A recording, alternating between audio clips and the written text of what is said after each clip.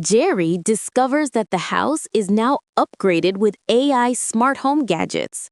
Automatic doors, smart vacuum, laser sensors, and voice-controlled lights.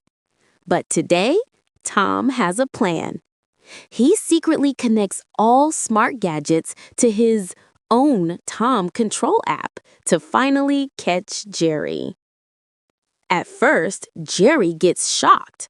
The doors close automatically when he tries to escape, the lights follow him, and the smart vacuum keeps chasing him like a tiny hungry monster.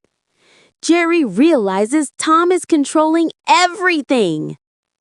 Jerry quickly hacks the system using the smart fridge screen, writing, "Hello, smart home, I am the owner." The house believes him and switches to Jerry mode. Now everything turns against Tom.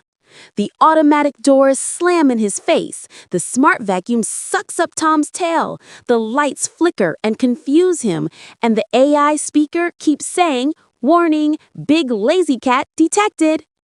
In the end, Tom gets caught inside the smart washing machine, spinning round and round like a dizzy pizza. Jerry sits on top with popcorn and says, "Technology is fun if you know how to use it." Tom screams, "No!"